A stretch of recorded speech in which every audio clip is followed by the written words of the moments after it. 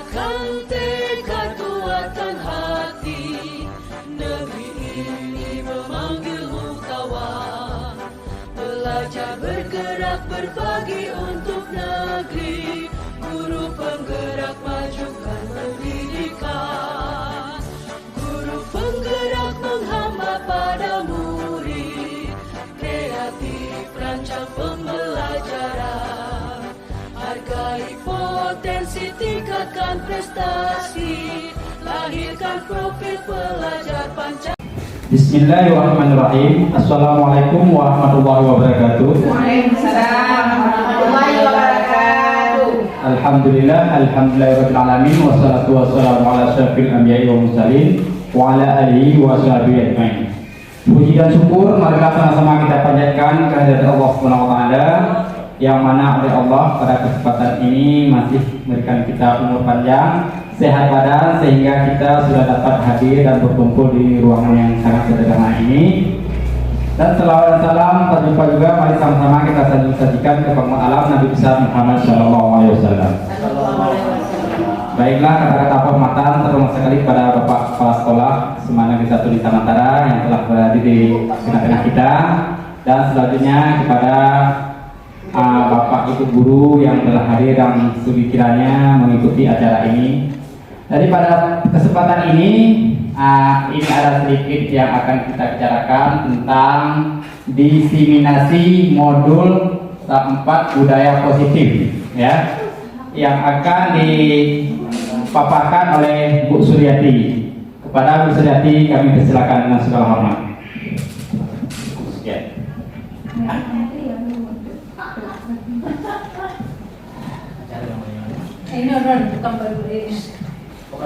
Assalamualaikum warahmatullahi wabarakatuh. Alhamdulillah rabbil alamin. Puji syukur kita panjatkan kehadirat Allah Subhanahu wa taala karena kita sudah diberi waktu dan kesempatan untuk berkumpul di ruangan ini untuk mendiseminasikan modul 1.4 budaya positif pendidikan guru penggerak. Selamat dan salam ke pangkuan Nabi besar Muhammad SAW beserta keluarga dan semua sahabat beliau sekalian. Kata penghormatan saya kepada Bapak Kepala Sekolah, kepada Bapak Wakil dan Ibu Wakil Kepala Sekolah SMA 1 Nisam Antara, dan kepada Bapak-Bapak dan Ibu-Ibu yang hadir pada hari ini.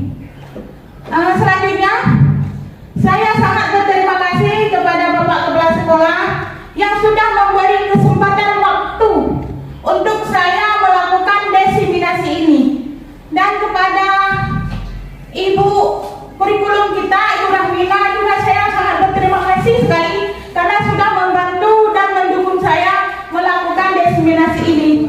Dan seluruhnya kawan-kawan, ibu-ibu dan bapak-bapak yang sudah mau hadir dalam pelaksanaan diseminasi modul 1.4 budaya positif pendidikan guru penggerak.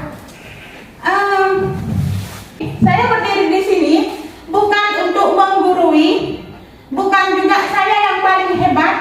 Saya di sini karena ini adalah tugas saya sebagai calon guru penggerak, dan akan Bapak Ibu rasakan untuk angkatan berikutnya, angkatan 8, yang akan merasakan hal yang seperti saya ini. Ya, Ibu Agni? Ya. Insya Allah.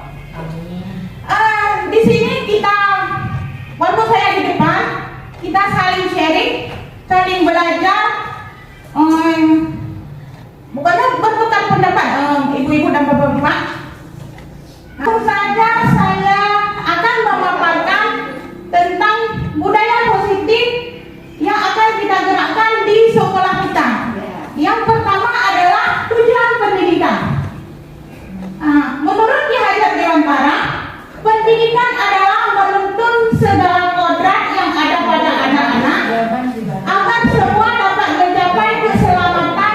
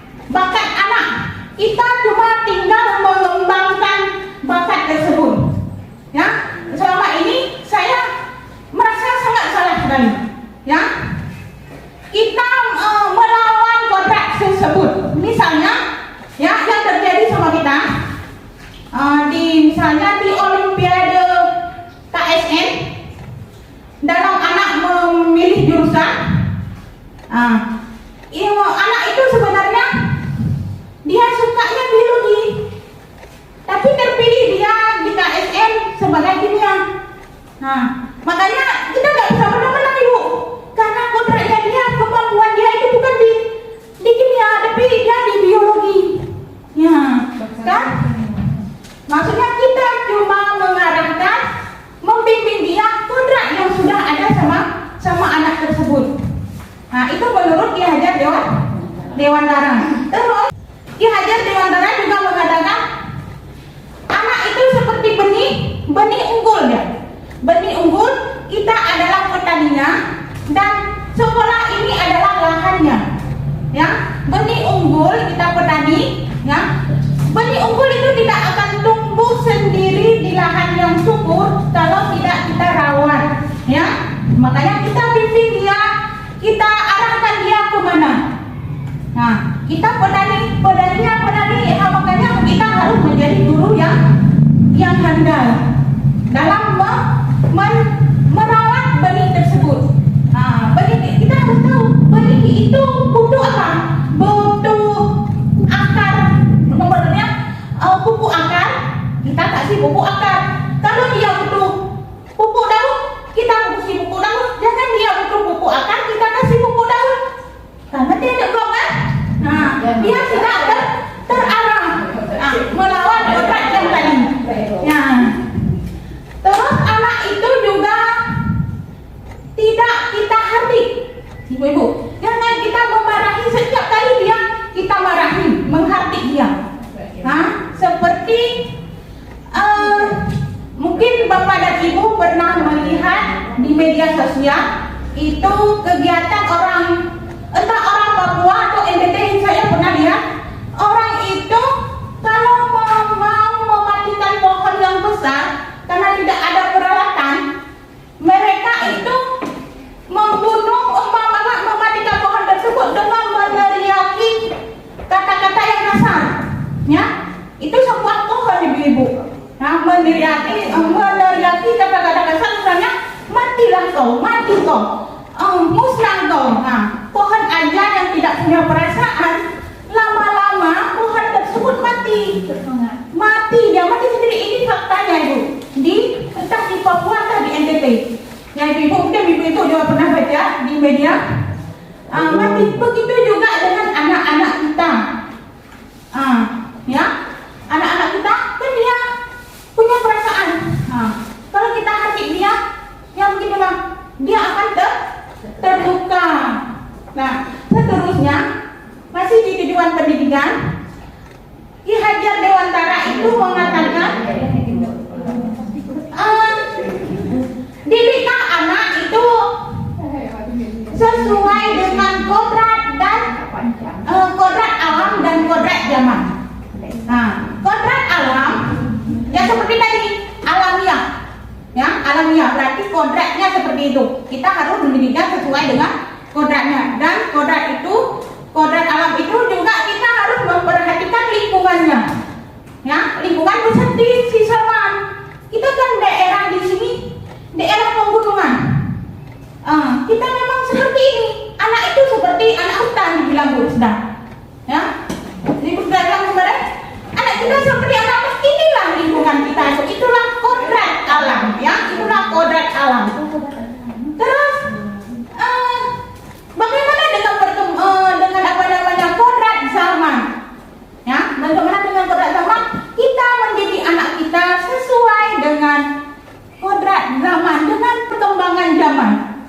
Nah, sering kita bilang anak sekarang kok tidak sama dengan kita dulu. Tidak sama ibu, karena sekarang sudah ada media sosial, internetan.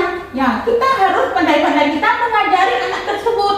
Anak tersebut suka dengan game, suka dengan konten. Kita harus mengarahkan ke situ. Ya, dalam belajar kita harus punya permainan biar mereka suka. Kalau cuma mengajar dengan dikte, ya pengertian ini langsung kita tulis di papan tulis, itu membosankan bagi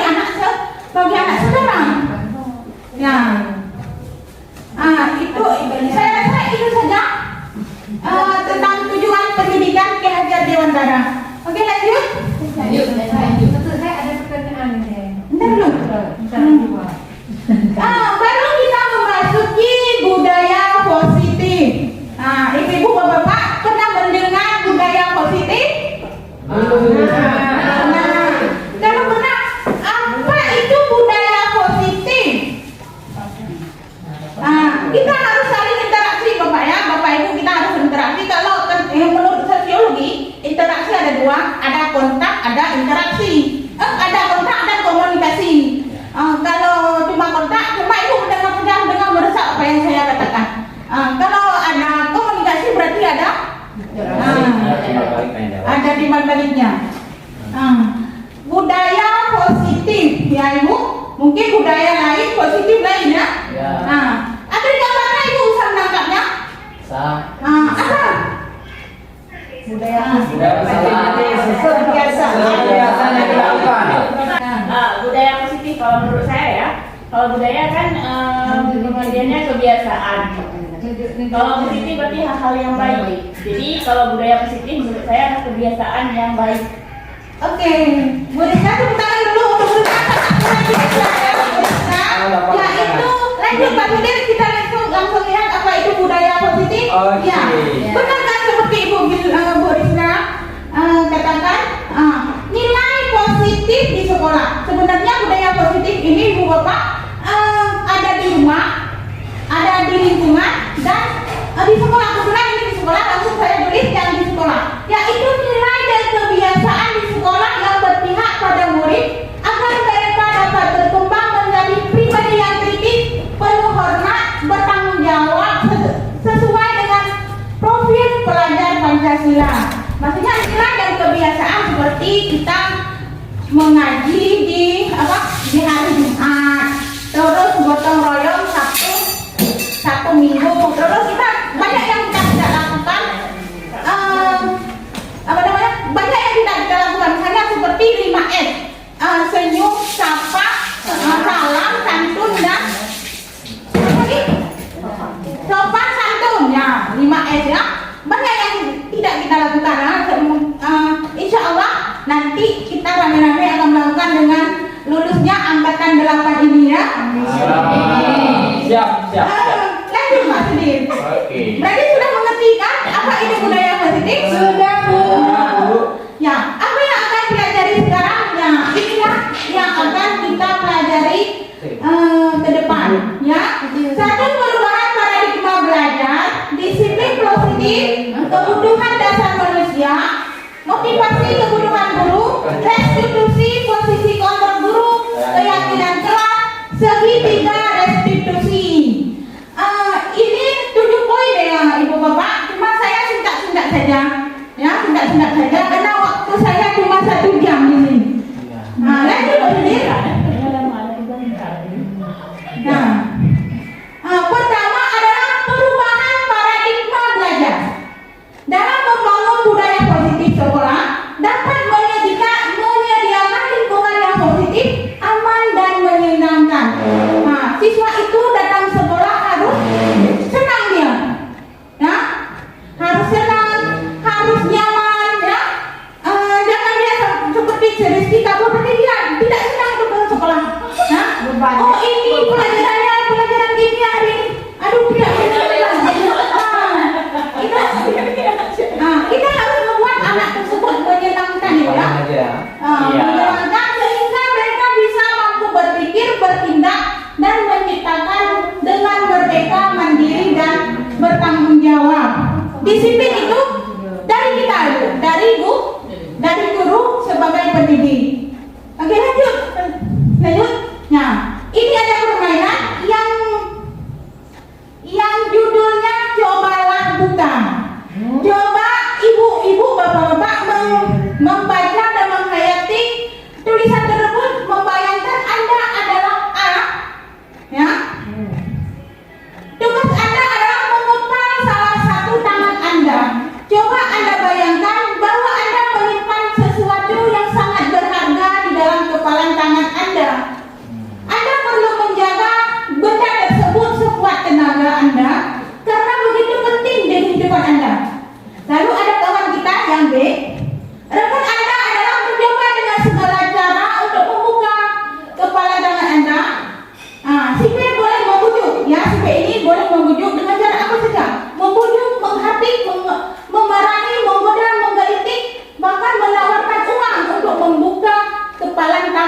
sudah. Nah, apakah Bapak Ibu mau membuka? Tidak. Tidak. Paman mau buka? Kalau Itu ada maksud dan tujuannya ke depan, Pak. ya kalau saya gini Bu, kalau dikasih uang banyak saya mau. Kalau ada uang banyak saya mau. Itu kok kita sudah berarti ya. Nah, berikan dekatnya. Kita mau berpegang, menopal lah. Nah, yang di sini berarti kalau kita tetap menopal, tidak mau berarti kita itu kontrol diri.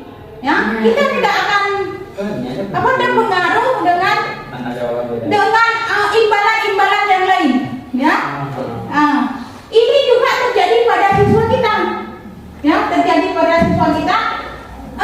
Seperti tadi, sebenarnya lagi seperti tadi, misalnya dia pilihnya, dia pinginnya biologi, tapi kita kasih kimia. Dia sebenarnya tidak mau, tapi karena iming-imingnya guru, nanti beginilah, begitulah, tidak nyaman dia, lalu mau dia, padahal dia tidak mau. Seperti lagi saya begini, ada anak itu berantem dua, lagi panas-panasnya, lagi digigit dia, langsung kita suruh baikan, kan masih menjanggal di sini. Sebenarnya mengganjal ya Bu ya, mengganjal di sini ya. Pinginnya kita masih berkelahi, tapi kita memaksa dia untuk berbaikan. Sebenarnya tidak mau dia, karena tidak enak dengan ibunya, tidak mau ya. Maka dia bersedia. Nah, tapi dengan cara bekerja tidak ikhlas. ya, Tidak mengikhlaskan. ya benar Pak Sudi. Lanjut Pak Sudi. Nah, sekarang kita masuk poin kedua, baru ke poin 2 itu. Disiplin positif. Apa itu disiplin? Biasanya kita malas dengan disiplin, karena tidak boleh ini, tidak boleh itu. Apa itu disiplin? Patuh, kepatuhan, ya. Tepat waktu. Tepat waktu. Mati. Itu juga seperti. Coba lanjut kita lihat sekarang apa itu disiplin, ya. Disiplin berasal dari bahasa Latin disiplin, yang artinya belajar. Namun dalam budaya kita makna disiplin berubah menjadi sesuatu yang dilakukan seseorang pada orang lain untuk mendapatkan kepatuhan. Kita lihat makna sebenarnya Pak Sudi, lanjut dulu. Apa benar kita harus dipimpin sama orang? Ya, ini maksud disiplin yang sebenarnya. Ya, disiplin adalah kemampuan memerintah diri sendiri dalam mengontrol dan menguasai diri untuk memilih tindakan yang mengacu pada nilai-nilai yang kita hargai dengan penuh tanggung jawab dan terperintah orang lain, tanpa terperintah orang lain. Itu maksudnya. Kalau kita yang terjadi sama kita sekarang bukan ya? Disiplin itu tanpa diperintah. Kita sadar bahwa ketika 11 itu sudah jam kita langsung bangun tanpa lagi yang berarti. Kalau merdeka berarti udah ada peringatan. Ya, ini tidak ada sadar kita. Langsung ya. Ya, berarti kalau ada di sekolah-sekolah lain mungkin yang melakukan kedisiplinan juga harus didegar masuk baru masuk kan? Itu bukan disiplin, sudah memaksa. Oke, Pak Sudi lanjut. Ya, ini sudah cepat Pak. Ini sudah nomor 3. Kebutuhan dasar manusia. Ya, ini kebutuhan dasar manusia ada 5. Pertama, bertahan hidup. Ya, survival maksudnya. Survival, bertahan hidup itu bahan pokok, ya, bahan pokok. Misalnya makanan, minuman, sandang pangan, rumah misalnya ya. Bagaimana anak belajar kalau kita dia belum makan, belum sarapan. Terus ada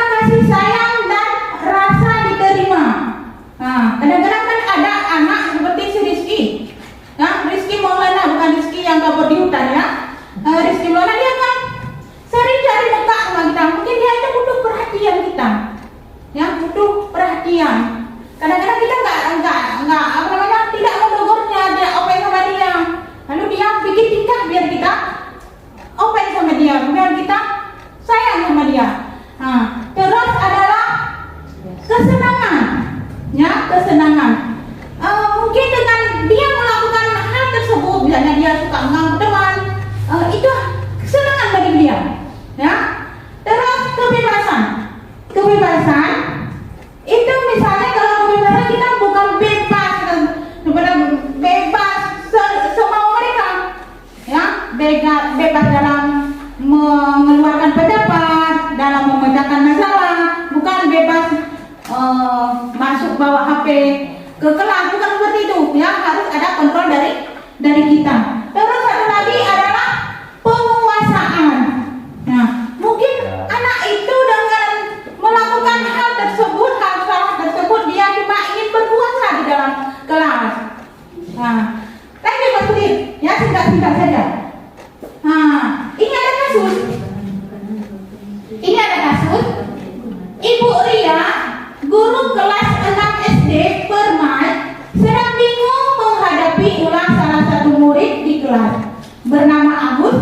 Beberapa anak telah datang dan mengeluh Agus yang seringkali meminta bekal makanan siang mereka dengan paksa. Jika Anda menghadapi situasi seperti ini, apa yang akan Anda lakukan? Menurut Anda, kira-kira apa alasan Agus melakukan hal tersebut? Nah, apa yang kita lakukan Bu Agus? Peleng aja ya. memberi pengarahan. Pertama kita panggil dulu, jangan langsung kita bentak di lagi di kelas udah dia mengimbau makanan, ya, ya begitu. Alasan maksudnya apa yang dilakukan oleh si Agus? Coba maksudnya Gimana? Apa alasan? Nanti akan di slide berikutnya. Mungkin si Agus dia hari ini. Nah, mungkin ini yang dilakukan oleh si Agus karena dia butuh yang 5 kebutuhan manusia tadi.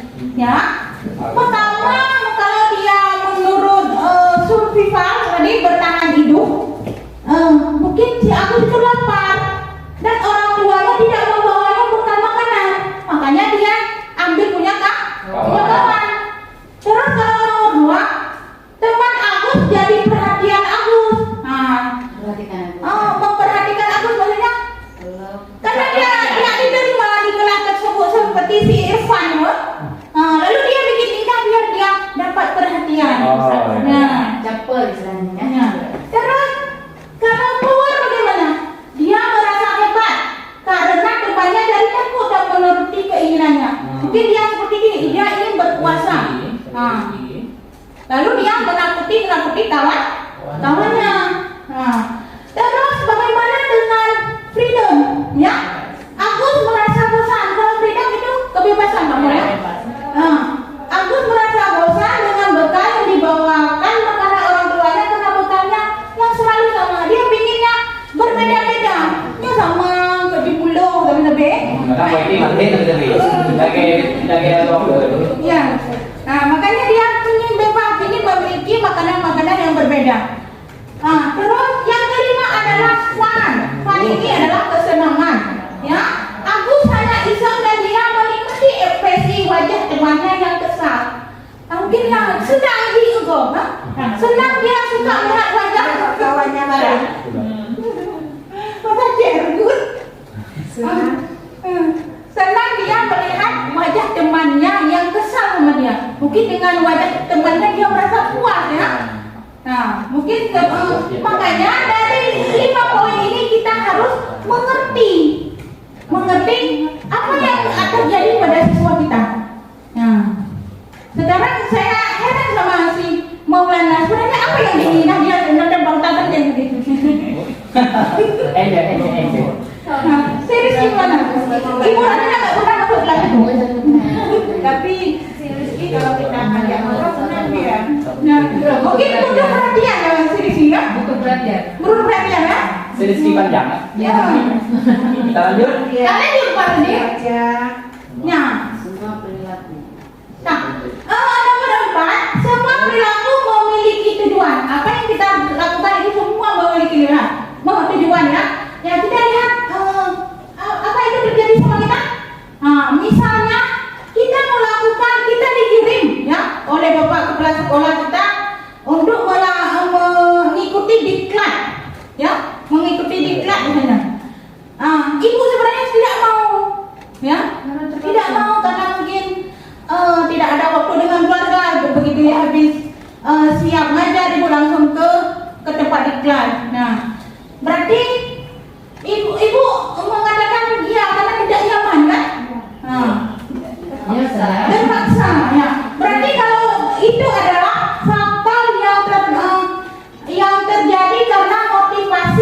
eksternal. Terus ada lagi untuk mendapat imbalan dari orang lain. Kalau nanti kan aku yang dikirim oleh bapak, nanti aku terpilih dari kawan-kawan lain. Aku berarti hebat. Dipuji sama kawan aku. Ya, itu juga adalah motivasi eksternal. Dan yang benar adalah seperti ini, Bapak Ibu. Yang berasal untuk menghargai diri sendiri. Kita memang betul-betul ada di tugas kita didiklat biar kita bisa jadi guru yang inovatif, karena di diklat nanti ada mengajarkan tentang cara-cara kita mendidik anak, ya. Selanjutnya ini ada kasus ibu bapak, ada kasus Iva kurang menguasai. Ya, ini salah pada saya. Ini sebenarnya ada slide perbedaan konsekuensi dengan dengan hukuman. Ya, ada slide tertinggal, oke? Perbedaan konsekuensi dengan hukuman. Bapak Ibu tahu apa itu konsekuensi, apa itu hukuman? Saya cerita dulu, ya. Boleh. Agar kita bisa membedakan konsekuensi dengan hukuman, ya. Seorang ayah itu membeli es krim, ya. Seorang ayah membeli es krim, lalu dikasih sama anaknya. Anak tersebut menjatuhkan es krim tersebut ke lantai. Lalu ayahnya suruh membersihkan lantai tersebut. Itu adalah hukuman atau konsekuensi? Iya, konsekuensi itu karena tanggung jawab dia, kan berarti dia sudah melakukan lalu dia tanggung jawab. Terus ayahnya itu merepet. Kamu ini makanya bagaimana? Karena kamu menjatuhkan es krim ke lantai. Jangan makan es krim sebulan dulu. Bapak tidak memberikan kamu.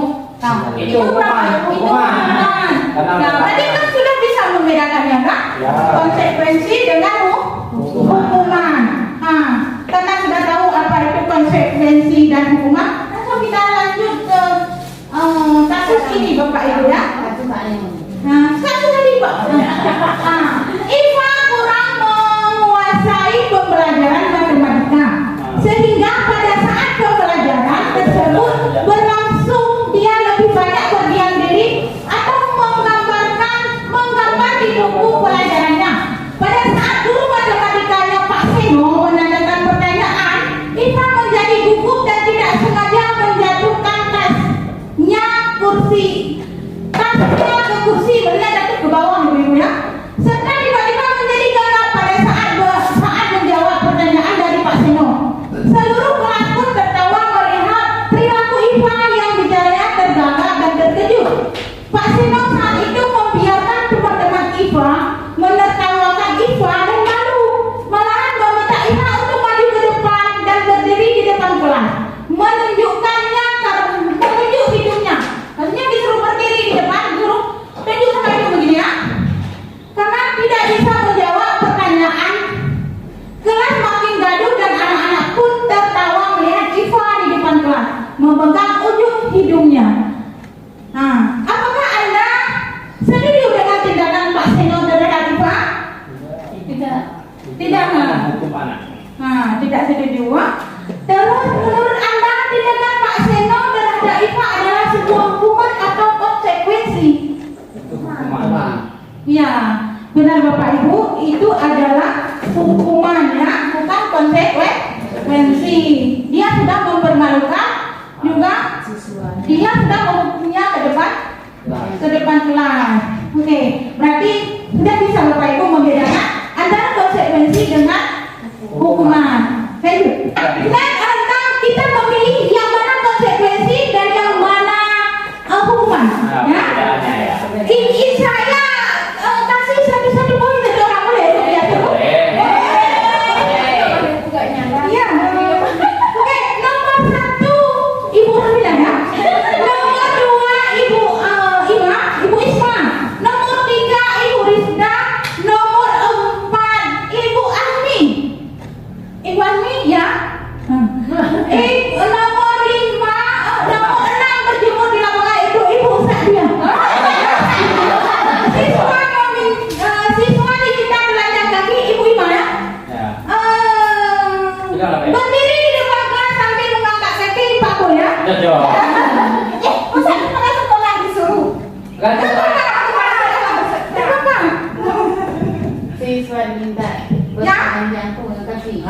pakai. Ini belanjang dulu. Telanjang. Saya kasih waktu. Sudah bisa membayar praktekkan itu. Langsung saya tanya jawab. Tanya jawab. Apa konsekuensi atau hukuman? Oh iya. Lo nomornya, nomornya. Tanya Ibu Ismail ya Bun. Nomor dua ya. Buramina pertama. Buramina nomor 2, nomor 3, nomor 4, nomor 5. Pokoknya tanya aja siapa. Saya nomor 2. Saya nomor 1. Lo nomor 3. Ya lanjut. Lanjut. Lari mengelilingi lapangan. Ya, nah, sudah belum kan? Nah, langsung kan? Lari mengelilingi lapangan basket 2 kali karena terlambat hadir ke sekolah. Sebagai hukuman baru saja saya hukuman anak tadi pagi lari keliling lapangan karena ada Iya. lambat hukuman. Ya, itu hukuman. Benar Bapak itu, Ibu itu adalah hukuman? Ya, luar biasa Bu. Nomor 2. Ya, nomor 2. Membersihkan coretan yang dibuatnya di meja tulis. Itu termasuk Konsekuensi. Mereka harus bertanggung jawab tentang apa yang telah dibuatnya tadi. Iya, luar biasa. Luar biasa. Ada berenang Bu. Nomor 3. Ya. Ibu Rizka ya. Ya. Siswa diminta untuk post up 15 kali karena tidak menggunakan masker ke sekolah. Itu hukuman. Hukuman. Benar Bapak Ibu? Iya. Nah, luar biasa Ibu Rizka. Kita tepuk tangan dulu. Iya. Selanjutnya Ibu Elmi. Warmi. Ibu Elmi. Menggantikan ya. Berjemur ya. Menggantikan kertas tugas teman yang telah dicoret-coret. Konsekuensi Bu. Konsekuensinya. Benar apa Ibu? Iya. Luar biasa Pak Warni. Ya, menggantikan dong karena dia bertanggung jawab. Ya. Selanjutnya Bu Sadia. Berjemur di lapangan basket pada pukul 12 siang karena mengobrol dengan teman. Hukuman. Iya, hukuman. Bukan sekali ya, bukan sekali Ibu Sadia. Selanjutnya Ibu Imam. Siswa diminta bertelanjang kaki sepanjang hari karena tidak menggunakan sepatu warna hitam sesuai peraturan sekolah. Itu termasuk dalam hukuman. Iya. Ada Melanggar peraturan. peraturan ya. Benar kan? Bagus sekali Ibu Imam. Yang terakhir adalah berdiri di depan kelas sambil mengangkat kaki satu karena tidak bisa menjawab pertanyaan. Hukuman Bu. Iya. Hukuman. Iya, luar biasa Pak Mul. Ucapan dulu semuanya. Iya. Berarti kita sudah bisa membedakan konsekuensi dengan hukuman. Ya. Lanjut Pak Sidir. Ibu, saya mau ditanya. Nanti ya, bukan saya. Karena soalnya cuma 7 biji. Nanti emas saya mau ke depan. Oh iya. Betul, saya mau tanya. Jadi saya mau menanyakan, hukuman itu bisa tidak dikasih untuk siswa-siswi kita? Oke, ada pertanyaan dari Ibu Rizka. Bisa tidak kita kasih hukuman kepada siswa-siswa kita? Sebelum saya menjawab, saya mau tanya kepada Bapak Ibu dulu. Siapa yang mau menjawab? Pak Sumir dulu mau jawab. Ya Bu, kalau menurut pendapat saya boleh dikasih hukuman asal hukuman itu secara mendidik. Nah, itu menurut pendapat saya. Ya, menurut Pak Sudir boleh dikasih hukuman apabila hukuman itu mendidik. Mendidik siswa. Itu menurut Pak Sudir ya. Ada pendapat lain dari Ibu? Tadi kan Bapak. Saya misalnya coba jawab ya, boleh dikasih hukuman. Mungkin dengan adanya hukuman, siswa merasa perbuatan itu yang dia lakukan itu salah. Maka untuk ke depan dia bisa memperbaikinya. Iya, Ya, bagus. bisa. Tapi jawaban ini semua ada jawabannya ke depan. ada jawaban di materi berikutnya. Kita lihat aja tidak? Ada jawabannya. Apa bisa kita lakukan untuk sesuatu tidak? Ya. Yang poin kelima itu ada restitusi posisi kontrol. Ada pembuku, pembuat merasa bersalah, teman, pemantau dan manajer. Disebutlah jawabannya, ya. Nanti akan saya jelaskan apa itu penghukum, pembuat merasa bersalah, teman dan pemantau. Dan ini adalah materi yang paling saya suka. Lagi Pak Sudin, ada videonya bagaimana yang dikatakan dengan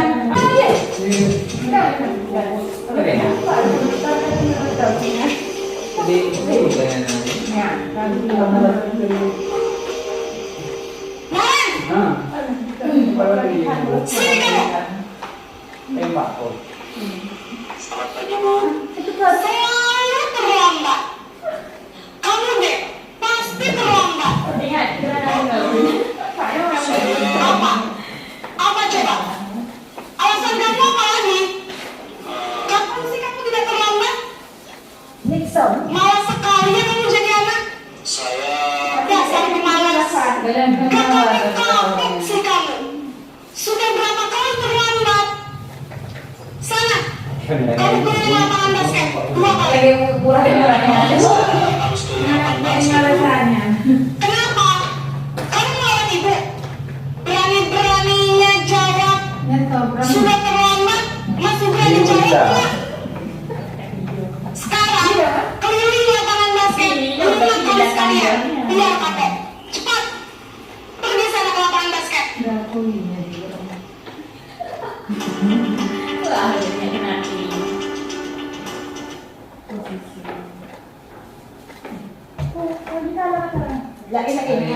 Tidak ilang masuk sejarah. Naren,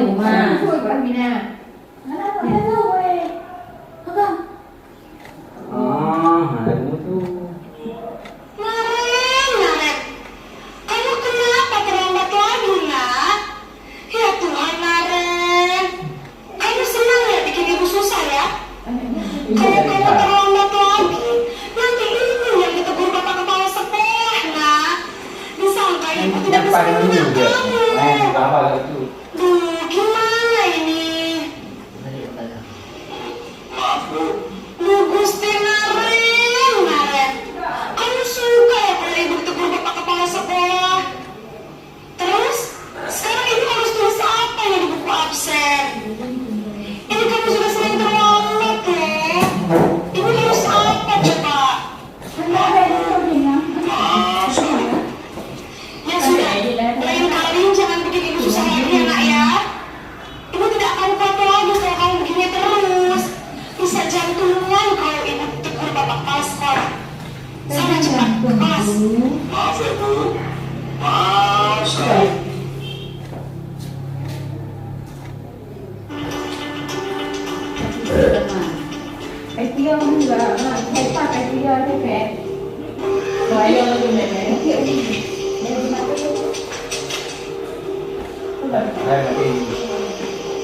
Naren, apa lagi Bu? wah, sudah jam berapa ini nak? Terlambat lagi ya saya. Ya Bu, habis. Ibu saya udah menyalahkan saya Bu.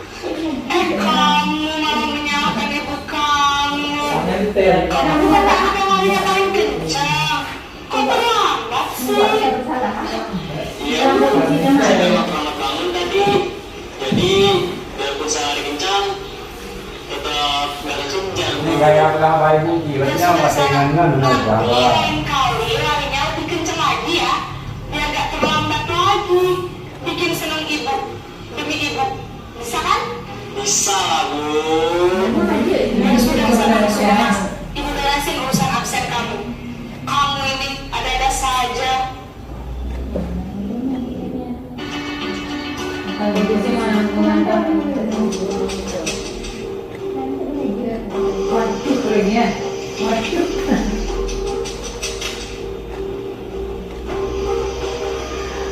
Naren!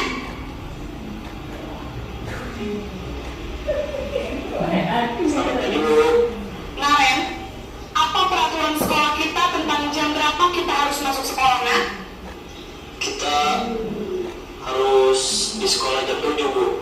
Iya betul, sekarang sudah jam 7.20. Kalian sudah tahu konsekuensinya jika terlambat hadir? Paham, Bu. Saya harus tinggal kelas pas jam istirahat selama 20 menit. Iya benar, konsekuensinya demikian. Jadi nanti jam 9.30 pas istirahat, kamu harus tinggal di kelas, kerjakan tugas tambahan untuk ketertinggalan kamu, ya? Baik, Bu.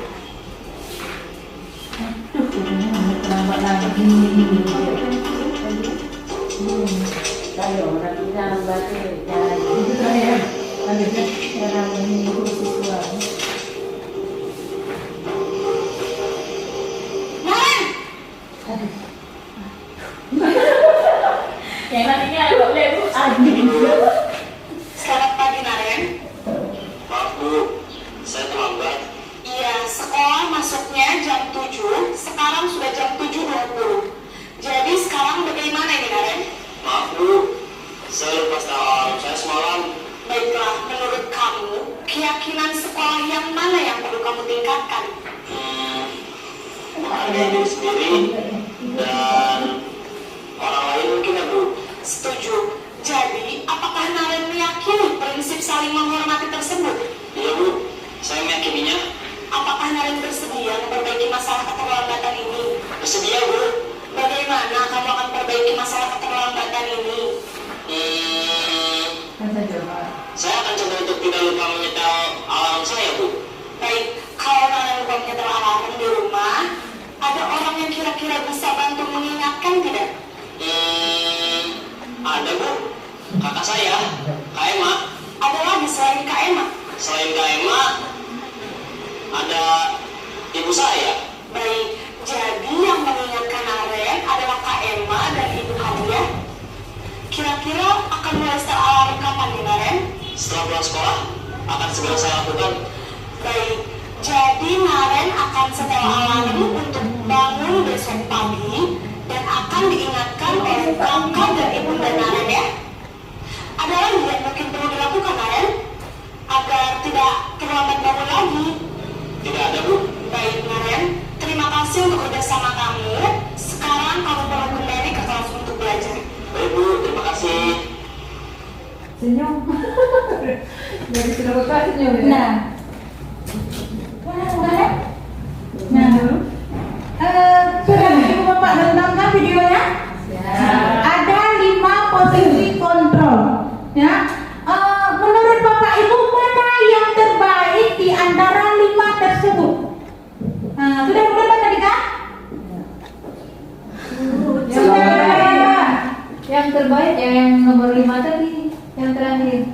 Mengingatkan. Apa nama posisi kontrolnya? Manajer. Iya, posisi manajer. Bisa kasih alasan ibu kenapa ibu kita memilih posisi manajer? Karena sekalian mengingatkan kesalahan-kesalahan yang sudah dia lakukan. Iya. Yang luar biasa itu tadi ya. Yang benar sekali kalau posisi di antara posisi kontrol tersebut yang terbaik adalah posisi manajer. Karena pertama kita menanyakan dia mengakui kesalahannya, terus dia juga bertanggung jawab, terus kita juga melakukan keyakinan.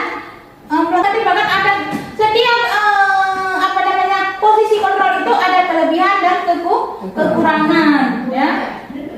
Coba Pak Budi lanjut. Ya, ini ada kasus. Pada hari Senin Pak Aldi tidak masuk sekolah. Ya, Pak Aldi tidak masuk sekolah. Pak Alfi merupakan guru matematika.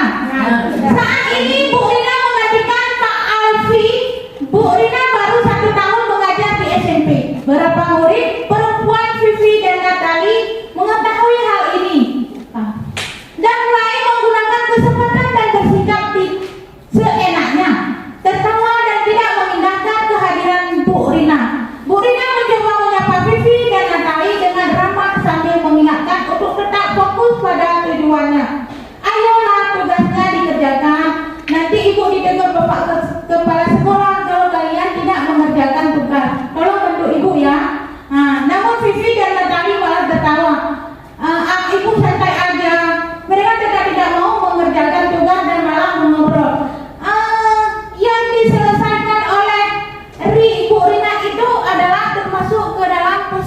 sampai Bapak Ibu? Karena nanti Ibu ditegur Bapak sekolah. Ya, yang berapa? Tiga ya. Yang ketiga. Nah, ya. Ya. Coba lanjut Pak Sudi. Lanjut ke snack. Lanjut. Yang keenam berarti tidak boleh lagi Bapak Ibu ya. Keyakinan kelas. Ya, keyakinan kelas adalah nilai-nilai kebajikan atau prinsip-prinsip universal yang disepakati bersama secara universal, lepas dari perbedaan agama, suku, negara, dan bahasa. Ini kalau Bapak Ibu mau lihat keyakinan kelas ada di 3 IPA. Ya, ini. Enggak, yang di depan di belakang yuk. Oh, Ya, itu kesepakatan kelas. Ya, yang di depan kelas itu saya lakukan bagaimana cara melaksanakan keyakinan kelas di kelas. Nah, maksudnya begini kalau Bapak Ibu melakukan itu sebenarnya setiap wali siswa setiap masuk baru misalnya awal semester itu melakukan keyakinan kelas biar keyakinan kelas tersebut dia sendiri anak-anak tersebut yang menulisnya. Misalnya apa? Tidak boleh misalnya keluar masuk kelas, ya. Tapi kata-katanya jangan tidak boleh, jangan menggunakan kata-kata negatif. Misalnya tepat masuk tepat waktu, kan tidak menggunakan kata-kata tidak kan? Nah, kita itu gambar yang kemarin saya lakukan di kelas 3 IPA. Nah, coba Pak Sudir caranya ada di slide berikutnya, cara melakukan keyakinan kelas.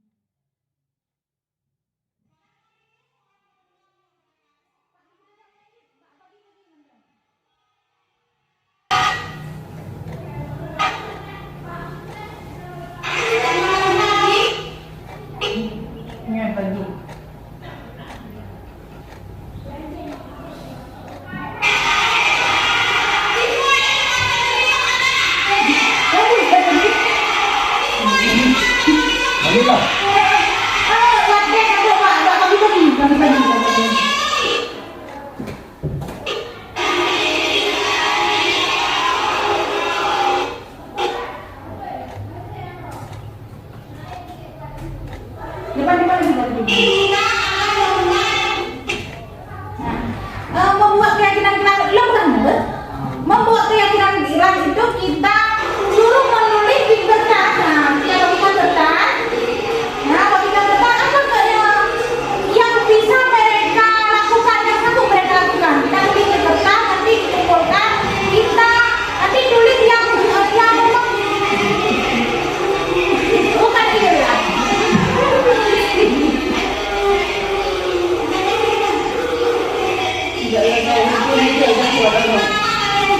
Nanti Juli nggak mau bertanya.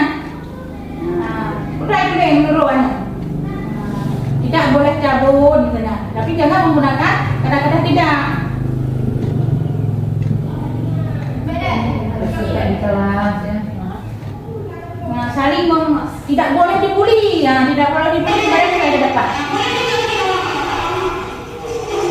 Saling menghormati ya, tidak boleh dibully, kan saling menghormati.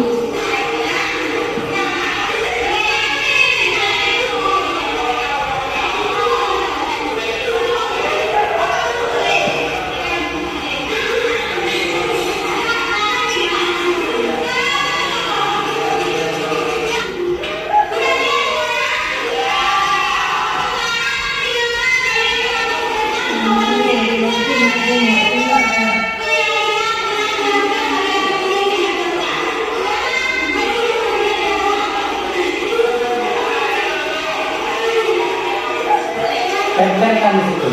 Nah, tempelkan tadi yang terbaik.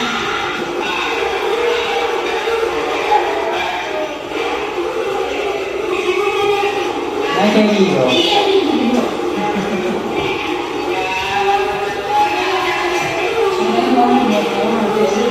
kan? Kok ada cowok? Tadi kan? Tadi ya?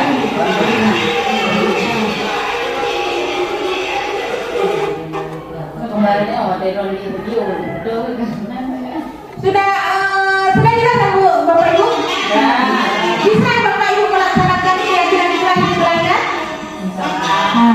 Oke Pak, jadi kita lanjut ke slide berikutnya.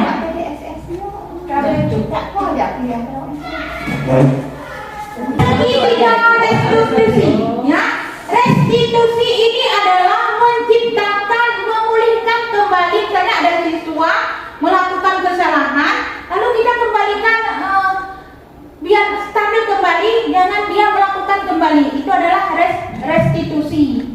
Ya, ini ada melalui restitusi guru dapat membantu murid menjadi lebih memiliki tujuan, disiplin positif, serta memulihkan dirinya setelah berbuat salah.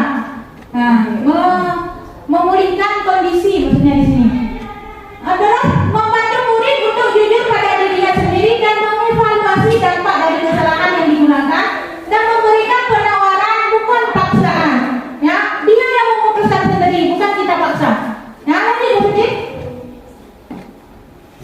Nah, ini langkah-langkah restitusi menstabilkan identitas, validasi tindakan yang salah, menanyakan keyakinan. Ini ada 5 poin. Nanti Bapak Ibu akan ada video yang menjelaskannya. Coba Pak Sudin. Nah, lanjut. Dalamnya pengumuman Mbak Sinti tadi.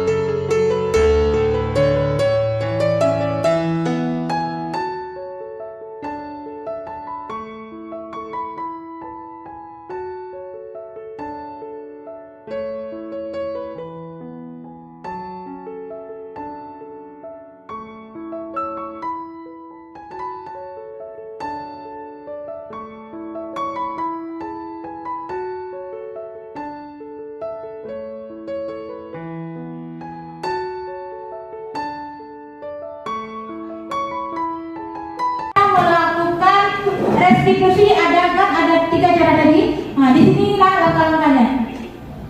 Kesel Pak, kesel banget. Masa aku dikatain Pak fitnah Pak? Ya aku marah lah. Aku udah dikatain Eka di depan kelas. Kesel banget. Ya pasti kamu marah. Tidak. Apa juga Dua bulan dah. ada yang lupa Pak seperti itu. Kenapa bukan?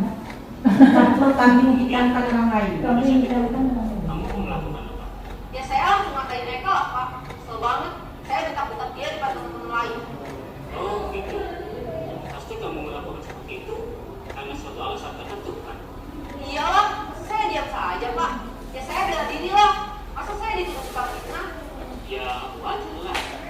Pertahankan harga diri itu sesuatu yang penting. Untung kamu tidak bertindak lebih gegabah lagi. Hanya membentak-bentak.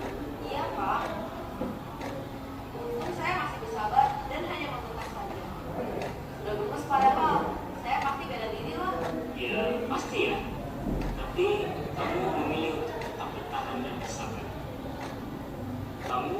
memilih.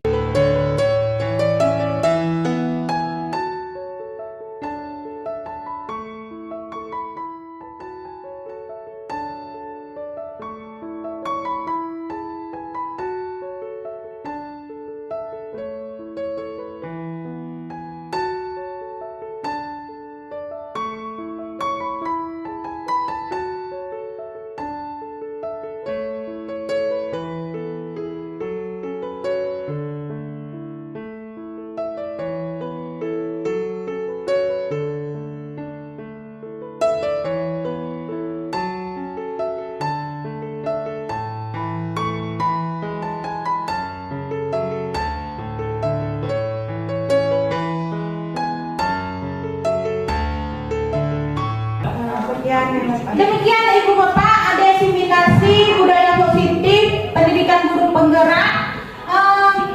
Saya ucapkan terima kasih kepada Bapak dan Ibu sudah meluangkan waktu untuk mengikuti diseminasi yang saya laksanakan ini. Terima kasih banyak Bapak Kepala Sekolah, Ibu Ramina dan Bapak dan Ibu.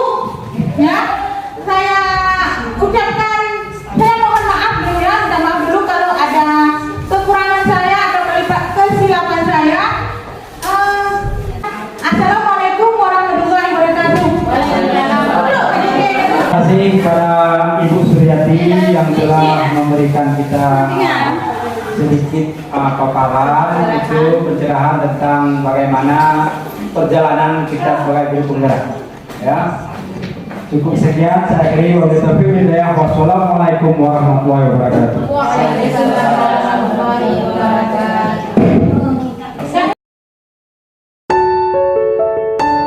Assalamualaikum warahmatullahi wabarakatuh.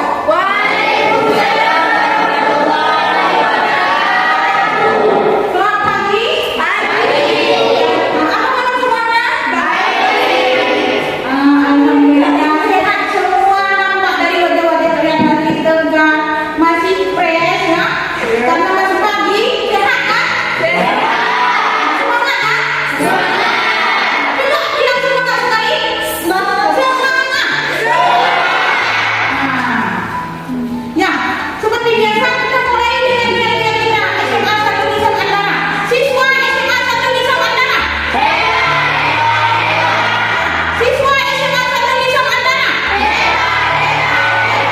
Siswa SMA 1 Nisam Andana. Ya, terus sosiologi. Sosiologi. Oke, alhamdulillah semangat semua. Sudah konsentrasi ya? Oke, seperti biasa sebelum kita memulai pembelajaran kita hari ini, ya seperti biasa kita akan berdoa. Silakan, Alwani pimpin doa.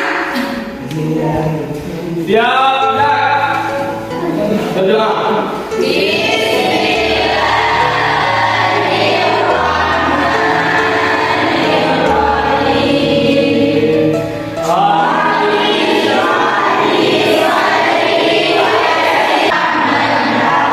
Sebelum kita melanjutkan pembelajaran kita hari ini, kita akan membuat keyakinan kelas.